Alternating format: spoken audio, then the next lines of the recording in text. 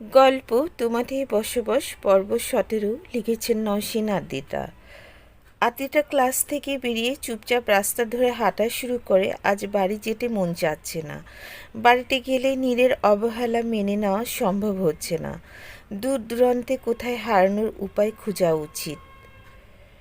আচ্ছা, এই পুরো পৃথিবীতে আমার জন্য হারানোর কোনো জায়গা নেই, যে জায়গায় শুধু আমার রাজ হবে, যেখানে আমি থাকব, আমার নাম জপা হবে, যে স্থানে এই বিষাক্ত হাওয়ায় নিঃশ্বাস নেওয়া দায় হয়ে গেছে।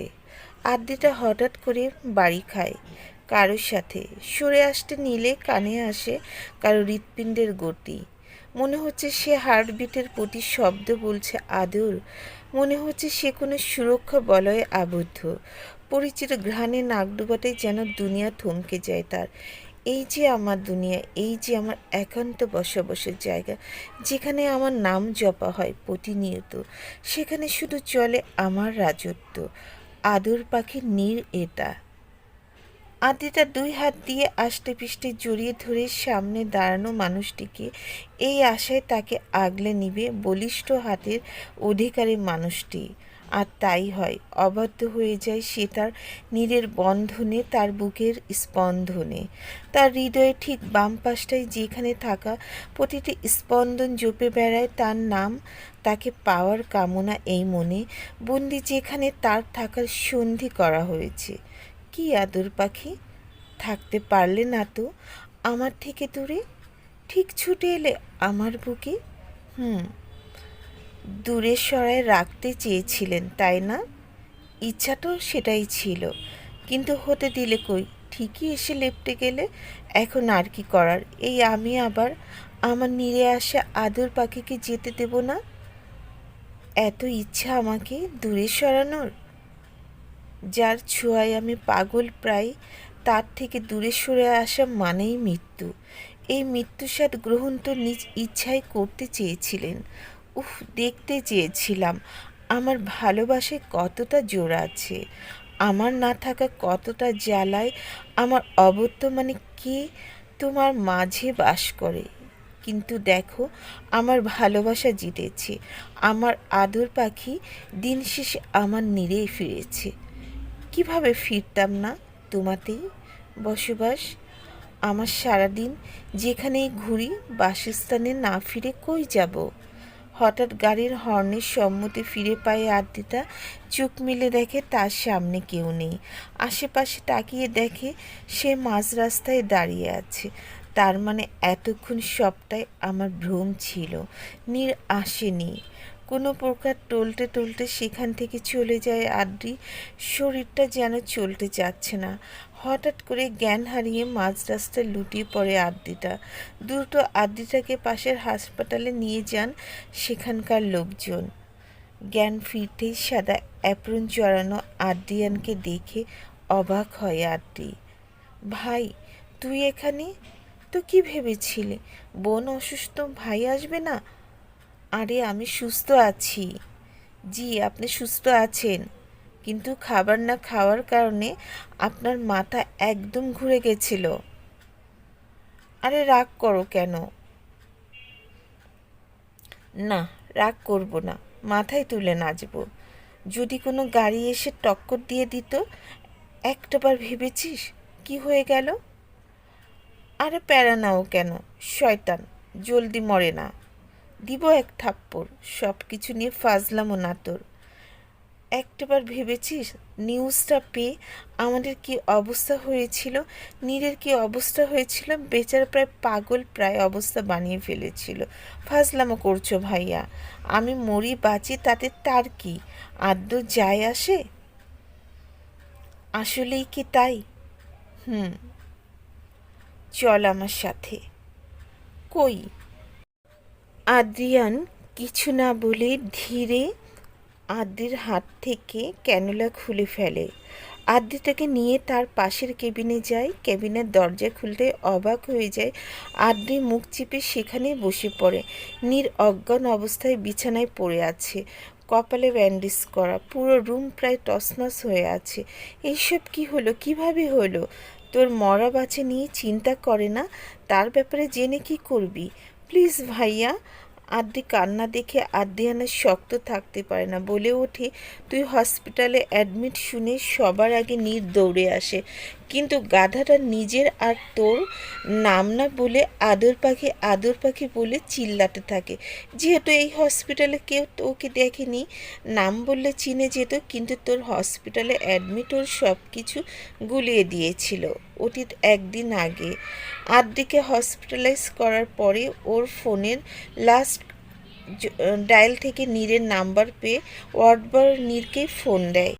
সব শোনার পরে কোনোমতে ড্রাইভ করে হসপিটালে এসে উপস্থিত হয়। হসপিটালে ঢুকে আদর করে চেঁচাতে থাকে। নার্স, ওয়ার্ড বয় সবাই অবাক হয়ে তাকিয়ে থাকে। যখন কেউ দুইজনকে চিনতে পারছিল না, তখন রেগে নীর ভাঙচুর শুরু করে দেয়। নীরকে হাইপার হতে দেখে তাকে কিছু স্টাফ দিয়ে একটা রুমে বন্ধ করে দেওয়া হয়। ইতিমধ্যে আদ্রির আইডি কার্ডে তার মেডিকেলের নাম দেখে সরাসরি সেখানে কল দেওয়া হয়। মুহূর্তে সবাই হসপিটালে চলে আসে। নীরকে খুঁজতেই পাশের রুম থেকে ভাঙচুরের আওয়াজ পায়। সেখানে তাকাতেই সবাই অবাক হয়ে যায়। ইতিমধ্যে নীরের হাত পা কেটে বিচ্ছিরি অবস্থা, সাথে সাথে তাকে ঘুমে ইঞ্জেকশন পুশ করে দেওয়া হয়।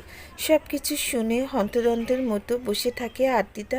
কি বলবে বুঝে উঠতে পারে না।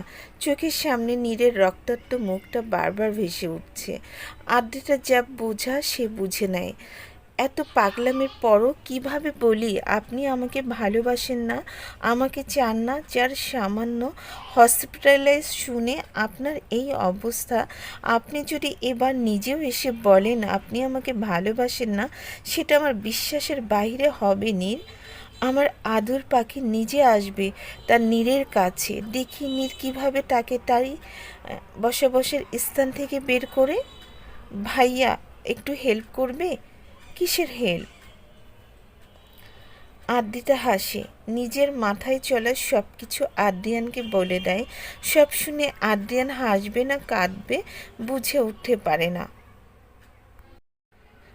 নীর চোখ খুলতেই নিজেকে খোলা আকাশের নিচে দেখে অবাক হয়ে যায়, লাফিয়ে উঠে বসে, মাথায় হাত দিয়ে দেয় মাথার চোটে, কিন্তু ব্যথা কমার কোনো নাম গন্ধ নেই। উফ, এই মাথাটা এত ব্যথা করছে কেন? আমার আদর পাখি, আমার আদর পাখি কই? নীর হাইপার হয়ে উঠে যেতে নিলেই নিজের দিকে আর সামনে তাকিয়ে অবাক হয়ে যায়। তার সামনে লম্বা সাদা পর্দা টাঙানো, তার পাশে লাল লেহেঙ্গায় লম্বা ঘোমটার আড়ালে বধূবেশে সেজে বসে আছে। নীর এবার নিজের দিকে তাকিয়ে অবাক হলো। তার পরনেও লাল গোল্ডেন কালারের পাঞ্জাবি। হোয়াট দ্য হেল, এইসব কিছুর মানে কি? এই যে হবু জামাই, চুপ করে বসেন, বিয়ে হবে তারপর আপনার চিল্লাচিল্লি। কণ্ঠ চিনতে 1 মিনিটও লাগলো না নীরের। আদ্রিতার ভয়েস বুঝতে পেরে শান্ত হয়ে বসে পড়ল। সে জানে যতক্ষণ না আদ্রিতার ইচ্ছা হবে সে কিছু বলবে না। অযথা চেঁচামেচি করে বাঘিনী খেপানোর মানেই হয় না। নিচ থেকে যদি পাখি খাঁচায় বন্দি হতে চায়, তাহলে খাঁচার কি দোষ? ভেবে নিন মিসেস চৌধুরী হওয়ার সহজ না, মিস্টার চৌধুরীর হুকুমের তামিল শোনা সহজ না। এতদিন বিয়ে ছিল না বলে লাগামও ছিল। একবার বিয়ে হলে লাগামটা কিন্তু নিজ দায়িত্বে নিয়ে সরাবেন। ছি, অসভ্য! এই অসভ্যকেই তো অজ্ঞান অবস্থায় বর সাজিয়ে দিলেন, জ্ঞান ফেরার তর সইল না বুঝি। আর একটা কথা বললে গুলি করে দিব। উফ, মারাত্মক! এই আদর উপরেই তো ফিদা আমি, আদর পাখি। এই যে ইয়াং ম্যান, আমরাও আছি। নীর পাশে তাকিয়ে দেখে বাড়ির সবাই দাঁড়িয়ে আছে। সবার মাঝে আয়াসকে দেখে অবাক হয় নীর, কিন্তু তার সবচেয়ে বেশি খুশি হয় তার চোখে রাগ দেখতে পেয়ে। বাহ, আমার বাঘিনী ভালো করেই জানে কাকে কই মাত দেওয়া লাগবে।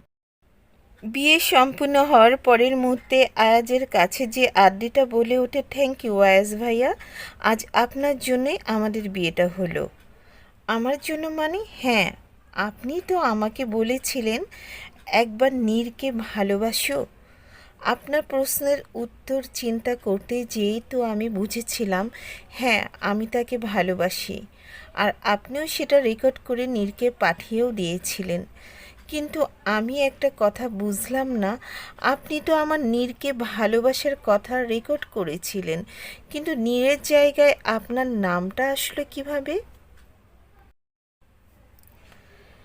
আয়াজ কি বলবে বুঝে উঠতে পারছে না। এদিকে নীর নিজেও অবাক, কারণ এইসব তো সে কাউকে বলেনি। 8 মাস আগে হঠাৎ আয়াজের সে অডিও ক্লিপ পেয়ে নীর আদ্যির সাথে যোগাযোগ বন্ধ করে দিয়েছিল। এটা জানতে যে আসলেই কি সে নীরকে ভালোবাসে, তাহলে নীরের সাথে যোগাযোগ বন্ধ হলে সে কি করবে? কিছু সে কথা সে আদ্যি জেনে গেছে, তা সে টের অবধি পায়নি। কি বলছে বেবি ডল? যা আপনি আমাকে দেখিয়েছেন, যাই হোক, এত কিছু করলেন নিজের ফ্রেন্ডের জন্য, আরেকটু করে দিন ভাইয়া। আয়াজের তো অবস্থা শেষ। যাকে বউ বানাতে চেয়েছিল তাকে নিজের চোখের সামনে বউ সাজা দেখতে হচ্ছে অন্য কারো, আবার বরের জায়গায় ভাইয়া। বলো, কি চাও? আমাদের বাসর ঘরটা সুন্দর করে সাজিয়ে দিয়েন কেমন? আসলে আদ্রিয়ান ভাইয়া আর নমি আপু আমার ভাই আবার ভাবি, এইদিকে আমার ফ্রেন্ডগুলাও নাই। আর রিয়াজ ভাইয়া গেছে ঘুরতে, আদ্রক ভাইয়া বিজনেস ট্রিপ বুঝে নিত, আর রুহি আমার কয় মাসের বড়। আয়াজের এখন নিজের মাথায় চুল নিজে ছিঁড়তে মন চাচ্ছে। আয়াজের এই মুহূর্তে অবস্থা ছেড়ে দেমা কেঁদে বাঁচি, কিন্তু আদ্যিটা আর আয়াজকে ছাড়ানো সত্যি সত্যি আয়াজকে আদ্যির বাসর সাজাতে হয়। হঠাৎ কিছু পড়ে যাওয়ার আওয়াজে আয়াজের ধ্যান ভাঙে।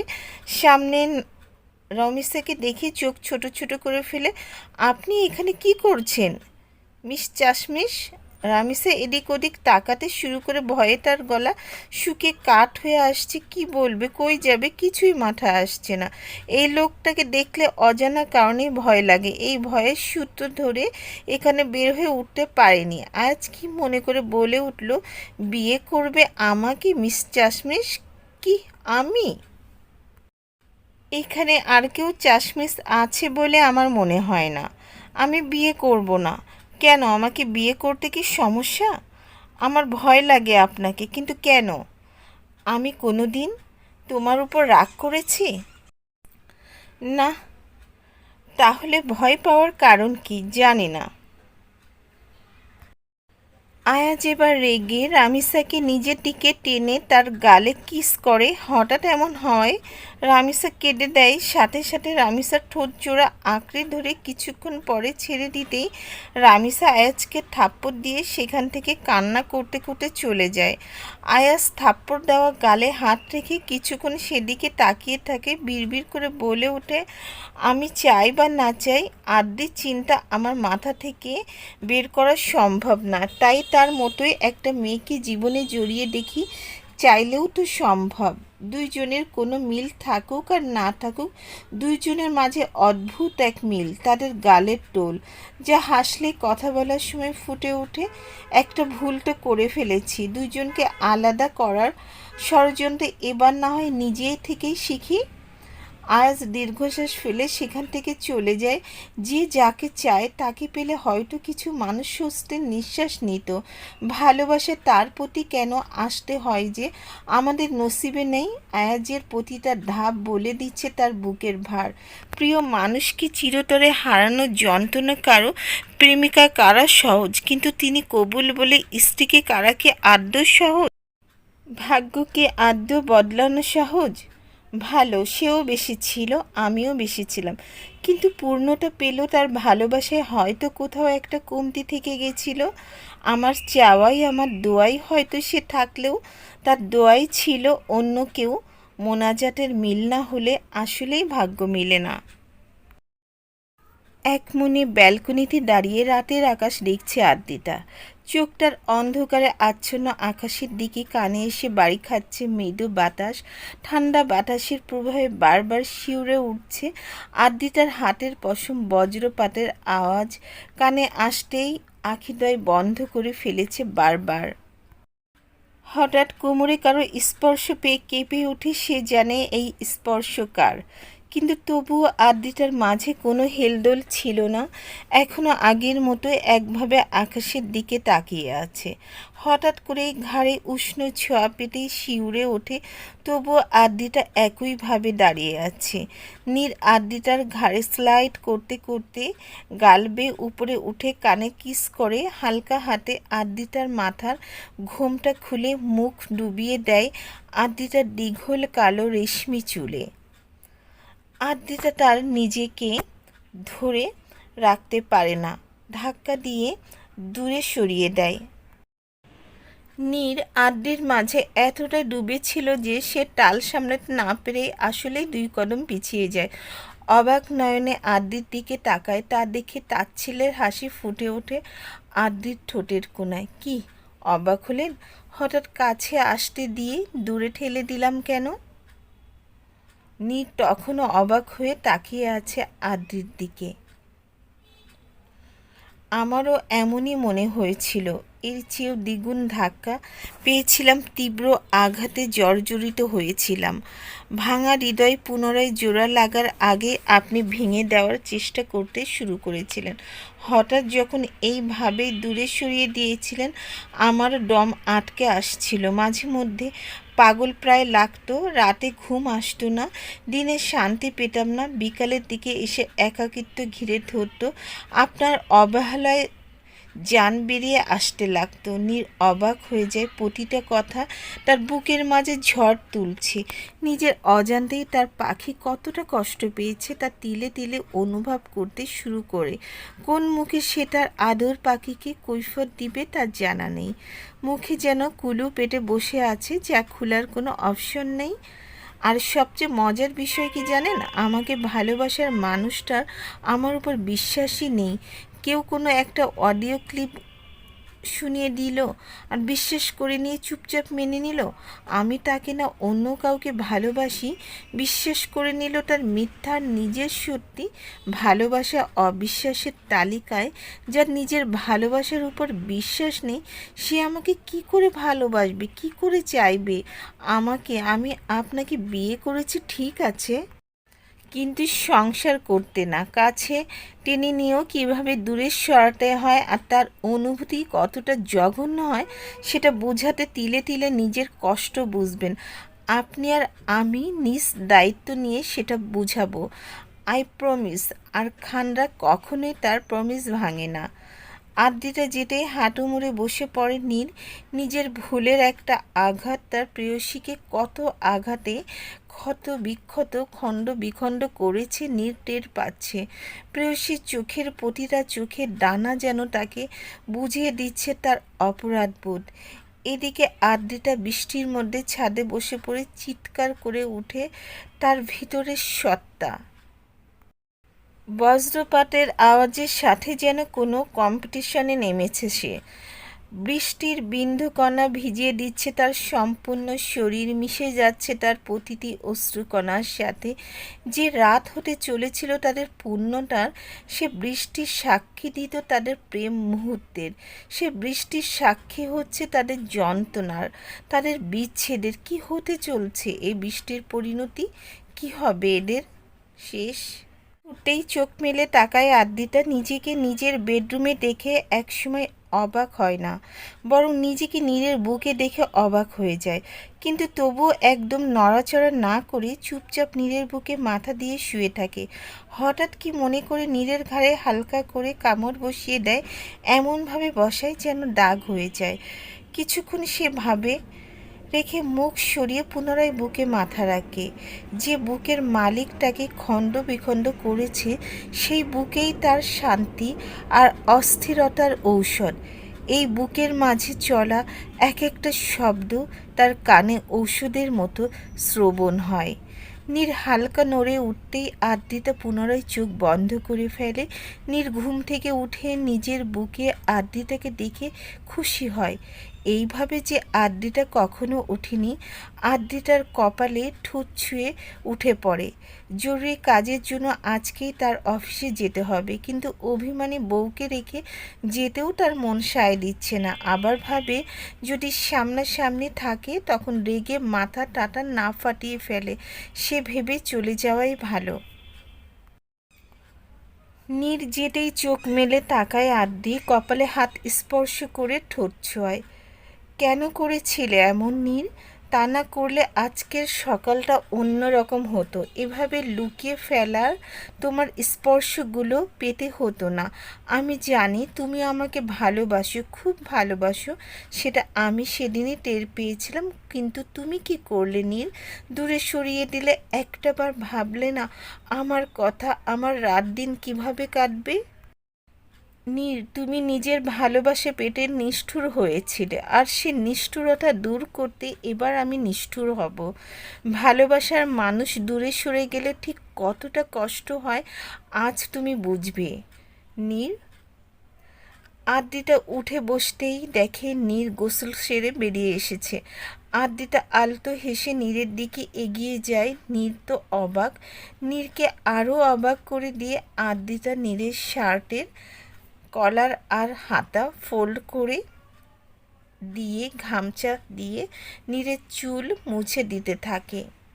নীর ভাবে আদ্রিতা হয়তো ভুলে গেছে সব। ঠিক সেই মুহূর্তে নীর আলতো হাতে আদ্রিতার কোমর জড়িয়ে ধরে, তার চুলে মুখ ডুবিয়ে দেয়। সাথে সাথে আদ্রিতা ধাক্কা দিয়ে নীরকে দূরে সরিয়ে দেয়। হঠাৎ এমন হয়, অবাক হয়ে যায় নীর। সে মুখে এতক্ষণ আলতো হাসি ফুটেছিল, সে মুখে পুনরায় গম্ভীর হতে দেখে নীর বিস্মিত হয়ে দাঁড়িয়ে থাকে। আমাকে স্পর্শ করার ভুল ভুলেও করবেন না। রাগ মিশ্রিত কণ্ঠে কথাটা বলে ওয়াশরুম ঢুকে যায় আদ্রিতা ফ্রেশ হতে। এদিকে নীর হতদন্ত হলো কি তার সাথে। এই তো ভালোবেসে কাছে টেনে নিল নিজেই। তো আসলে আমি কি করলাম? হঠাৎ নীরের মনে পড়ে আদ্রির বলা কাল রাতের কথাগুলো। আমি আপনাকে বিয়ে করেছি ঠিক আছে, কিন্তু সংসার করতে না। কাছে টেনেও কিভাবে দূরে সরাতে হয়, আর সেই অনুভূতি কতটা জঘন্য হয় সেটা বোঝাতে তিলে তিলে নিজের কষ্ট বুঝবেন আপনি, আর আমি নিজ দায়িত্ব নিয়ে সেটা বুঝাবো। তাই প্রমিস, আর খানরা কখনোই তার প্রমিস ভাঙে না। নীর দীর্ঘ নিঃশ্বাস ফেলে টাই বেঁধে কোট নিয়ে নিচে নেমে যায়। আদ্রিতাও শাওয়ার শেষ করে নিচে নেমে আসে। আজ আদ্রিতা শাড়ি পরেছে। হাজার হোক বিয়ের প্রথম দিন, তাদের মধ্যে কি চলছে সেটা তো সে পরিবারকে জানাতে দিতে চায় না। এইটা তার আর নীরের বিষয়। বিবাহিত জীবনে থার্ড পারসন আনার ব্যাপারটা তার মোটেও পছন্দ না। নিচের নামতেই দেখে নীর মাথা নিচু করে বসে আছে, আর আদ্রিয়ান আদ্রক ভাইয়া রিয়াজ তাকে কি যেন বলে খোঁচাচ্ছে। একটু নামতেই দেখে নীরের কান লাল। নীরের কান হয় রাগ করলে লাল, হয় না হলে লজ্জা পেলে। রাগ করার কোনো বিষয় তো হওয়ার কথা না। পরে আদ্রির মনে পড়ে কামড়ের কথা। এদিকে আদ্রিটাকে ভিজা চুলে নিচে নামতে দেখে তাদের হাসাহাসি বেড়ে যায় দ্বিগুণ। এদিকে আদ্রিকে এই অবস্থায় দেখে নীরের তো গলায় খাবার আটকে যাওয়ার উপক্রম। মেরুন শাড়ির সাথে কালো ঘন চুল ছাড়া নীরের অবাধ্য মনে আবার এক অবাধ্য ইচ্ছা জাগে বউয়ের ভিজা চুলে মুখ ডুবিয়ে দেওয়ার। এইসব ঠিক করছো না বউ? এইভাবে জ্বালানো কি আদৌ ঠিক হচ্ছে? একে তো দূরে দূরে থাকছো, তার উপর এমন ঘায়েল করে দেওয়া।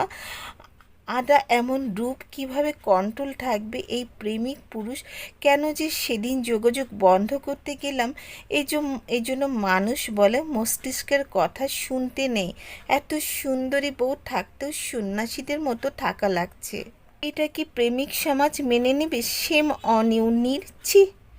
কি নতুন জামাই, কি বিড়বিড় করো? বউকে দেখে বুঝি আবার রুমে যেতে মন চায়?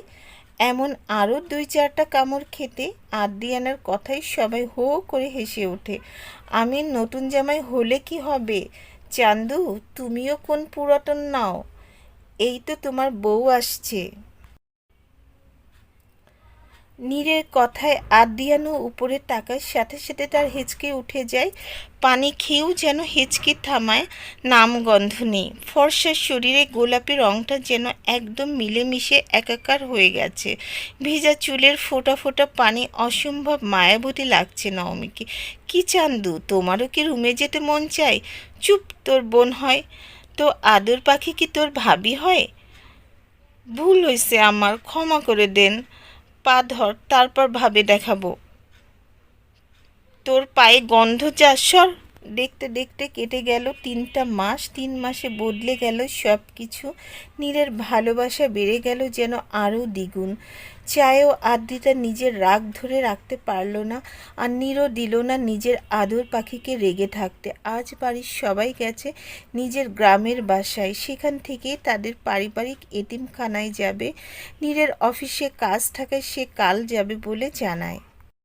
এদিকে আদ্রিতাও নীরের কথা ভেবে থেকে যায়। সবাই তাদের কিছুটা কোয়ালিটি টাইম দিতেই আর জোর করে না। এদিকে আদ্রি যে বাড়িতে থাকবে নীরের তার ধারণা ছিল না। সে নিজের মনে কাজ শেষ করে বাসায় ফিরে এসে সোফায় শরীর এলিয়ে দেয়। হঠাৎ চোখ যায় সিঁড়ির দিকে। মোমবাতি আর ফুল দিয়ে পুরো সিঁড়ি ভরে আছে। নীর অবাক হয়, পরক্ষণে আবার ছুটে যায় রুমে। আর ঢুকতেই সে যেন অবাকের চরম পর্যায়ে পৌঁছে যায়।